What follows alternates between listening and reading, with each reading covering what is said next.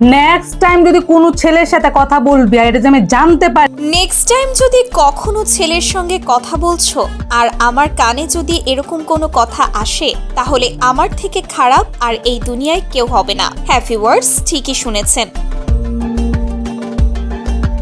সম্প্রতি এমনই এক ভিডিও সোশ্যাল মিডিয়ায় ঘুরপাক খাচ্ছে। তোকে এটা লাস্ট ওয়ার্নিং আমি দিলাম। এই ভিডিওটি হলো জনপ্রিয় কন্টেন্ট ক্রিয়েটর মা ও মেয়ের। এই মা ও মেয়ে হলো দিশা ও তিশার মা। সম্প্রতি স্কুলে প্রেম করতে গিয়ে ধরা খেয়েছে দিশা, আর এই নিয়ে যেন তার বাসায় শুরু হয়ে গিয়েছে তুলকালাম কাণ্ড।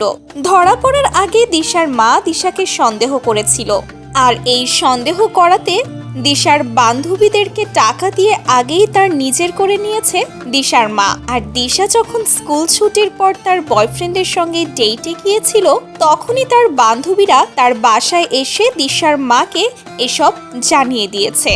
আবার দিশার বান্ধবীরা ফাজলামো করে এই ভিডিও ধারণ করে সোশ্যাল মিডিয়ায় আপলোডও করে দিয়েছে, যেখানে দিশার মা দিশাকে বলছে, আর যদি কখনো আমি এরকম শুনি তাহলে তোকে আর জ্যান্ত রাখবো না, কারণ আমি তোকে খুব কষ্ট করে মানুষ করেছি এবং তোকে বাংলাদেশের বড় নায়িকা বানানোর চিন্তা ভাবনা আছে আমার।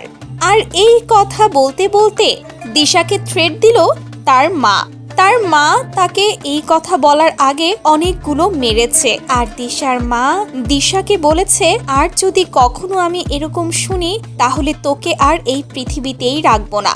দর্শকরা দেখে বলছে যেমন মা তেমনই মেয়ে।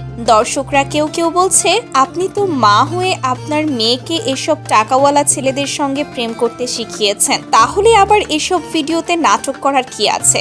তো ভিউয়ার্স, দিশা কি সত্যি সত্যি কোনো ছেলের সঙ্গে রুম ডেটে গিয়েছিল, নাকি এসব মজা মশকরা করে ভিডিও বানিয়ে ভিউ কামানোর জন্য সোশ্যাল মিডিয়ায় আপলোড করেছে?